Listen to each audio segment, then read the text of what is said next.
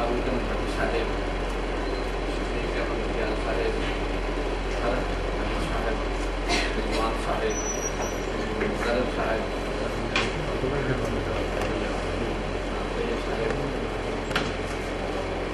और तमाम अल्लामा इकबाल यूनिवर्सिटी के स्कॉलर्स। आज का दिन की बात है, बड़ा एक भाई खुशी का सबक है कि जिस मकसद के लिए आज यहाँ पे 8 से 10 दिन पहले आए,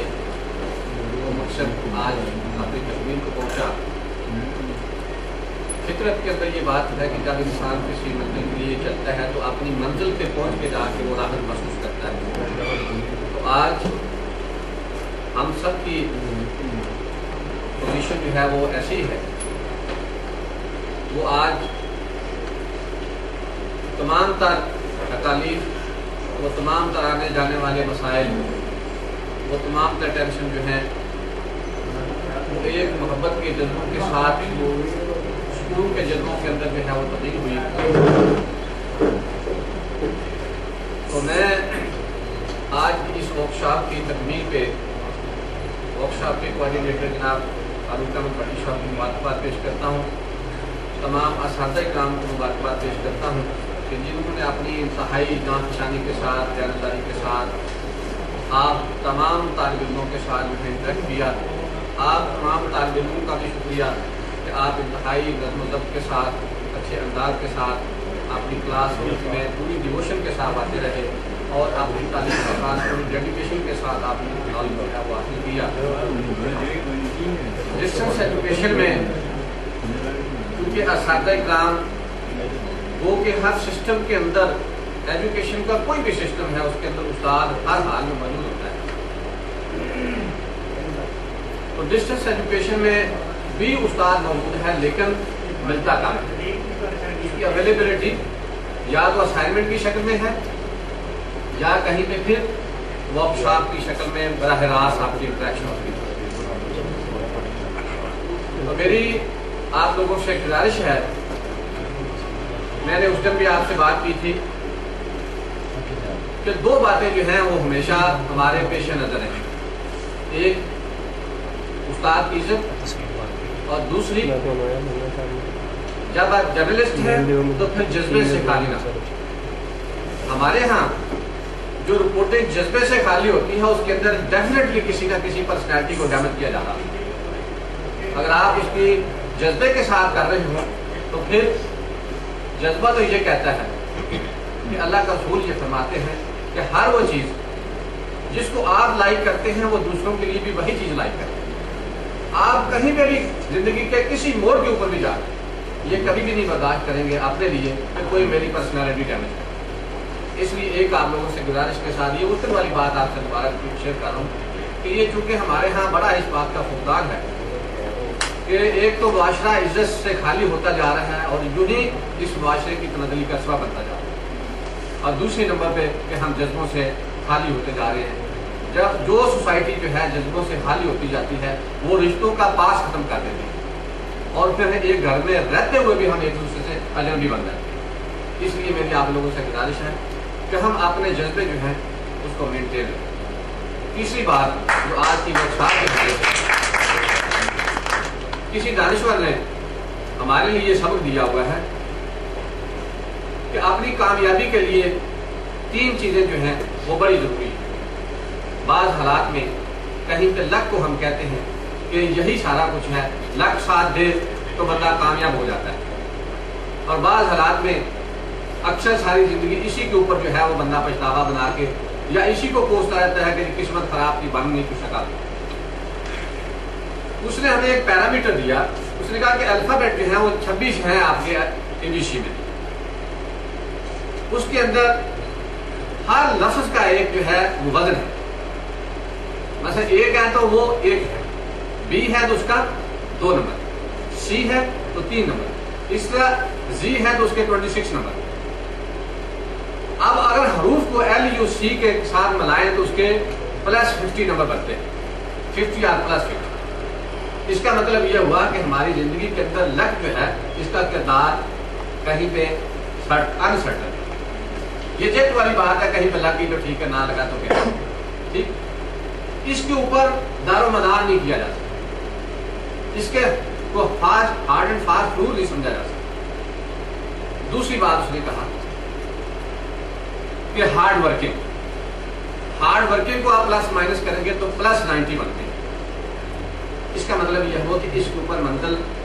تعمیر کی جا سکتی ہے، اس کے اوپر عمارت بنائی جا سکتی ہے، اس کے اوپر اعتماد کیا جا سکتا ہے۔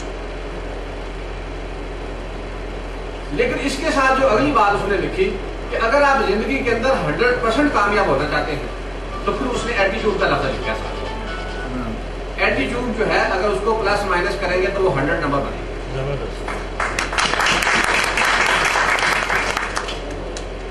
تو یہ ہے انسانوں کی زندگی کے اندر چینج لانے والی بات۔ اگر آپ اپنی زندگی کی منزل حاصل کرنا چاہتے ہیں، اس کے اندر آپ کی ہارڈ ورکنگ بھی ہے اور ساتھ آپ کی ڈیووشن بھی ہے، ساتھ اس طرح کا آپ اپنا ایٹیٹیوڈ بھی بنا لیتے ہیں، تو پھر زندگی کی کوئی طاقت ایسی نہیں ہے جو آپ کو ناکام بنا دے۔ اس لیے ہمارے ہاں ایٹیٹیوڈ کی بہت زیادہ کمی ہے۔ ہارڈ ورکنگ بھی بعض بات بڑی ہوتی ہے، لیکن اس کے پیچھے جو ہے وہ ایٹیٹیوڈ نہیں ہوتا، جس کی وجہ سے ہمیں پازیٹیو رسپانس نہیں ملتا۔ اس لیے میری آپ لوگوں سے ہمبل سبمیشن ہے کہ یہ جو دانشوروں کے قول ہیں یہ زندگی کا سرمایہ ہوتی ہے۔ بات کہاں پہ ہوتی ہے؟ اپنانے کی ہوتی ہے، لیکن اگر کوئی بندہ زندگی کے اس بات کو اپنا لیتا ہے تو وہ ممکن ہے زندگی کی بہت ساری مرادیں طے کرتا ہے، لیکن اگر اس بات کو ہم نگیٹ کر جاتے ہیں تو ممکن ہے بہت ساری مناظر جو ہم انسان کر جاتا ہے۔ بلکہ ایک بندے نے لکھا کہ ایک بلکہ ایک ڈسپلن ایک میں آ رہا ہے کہ انسان اپنے اندر جو ہے اس کی جو اس کے پاس سکلز ہیں یا اس کے پاس جو نالج ہے، جو اس کو اللہ نے صلاحیتیں دی ہوئی ہیں، ہر بندے کو نہیں پتا میرے اندر کیا کیا صلاحیت ہے۔ آپ جتنے لوگ یہاں پہ بیٹھے ہوئے ہیں کسی کو بھی نہیں پتا، مجھے بھی نہیں پتا کہ میرے اندر کون کون سی صلاحیت موجود ہے، ٹھیک ہے۔ یہ اپنی صلاحیتوں کو انالیسس کرنا، یہ کہیں پہ آپ غیر جانبدار ہو کے اور پوری ڈیووشن کے ساتھ، پورے ایٹیٹیوڈ کے ساتھ، پوری ہارڈ ورکنگ کے ساتھ پھر جا کے انسان کہیں پوچھنا کہ واقعہ تو میں تو یہ بھی کر سکتا ہوں، میں تو یہ بھی اچیو کر سکتا ہوں۔ تو اگر ہمارے اندر یہ چیزیں آ جائیں، جرنلسٹ ہونا، یعنی جیسے سارے احباب نے پریکٹیکل بات کی تھی، تھیوری کی بات لکھی، اصل بات کیا ہے کہ اس کے پیچھے بھی جتنی آپ کی ڈیووشن ہے، اس کے پیچھے بھی جتنی آپ کی ہارڈ ورکنگ ہے، اتنا آپ اس فیلڈ کے اندر بھی آگے جا سکتے ہیں۔ میں یہاں پہ بیٹھے ہوئے ڈاکٹر سراج صاحب کو ان کے اس ڈسپلن کے چیئرمین ہونے کے ناطے سے نہیں، بلکہ ان کے ایٹیٹیوڈ کی وجہ سے ان کی عظمت کو سلام پیش کرتا ہوں کہ جس نے ایک یونیورسٹی کے پروفیسر ہونے کی حیثیت سے، وہ چند دن پہلے ایک شیئر کر رہے تھے بات کہ اکثر کا اوقات جو ہے ہم اس یونیورسٹی کے اندر رہتے ہوئے کہیں پہ انفیریارٹی کمپلیکس کا شکار ہو جاتے ہیں کہ یہ کسی یونیورسٹی میں ہم نے داخلہ لینا ہے۔ انہوں نے بتایا کہ اس دفعہ NTS ٹیسٹ میں جو بچے موسٹلی کوالیفائڈ ہوئے جنہوں نے کیا وہ اوپن یونیورسٹی اور پھر 52 بکس کا رائٹر ڈاکٹر سراج صاحب، جس کی ابھی ایک کتاب جو ہے UN نے خود جو ہے وہ اسے پبلش کی، وہ آپ کے ڈپارٹمنٹ کا چیئرمین ہے۔ تو مقصد ہے ہم تو ایک ان کے ایک ورکر کی حیثیت سے، ساتھی کی حیثیت سے ایک موقع ملا ہے، ہم سارے لوگ اکٹھے ہیں، ہم اپنے علاقے کے لوگ ہیں،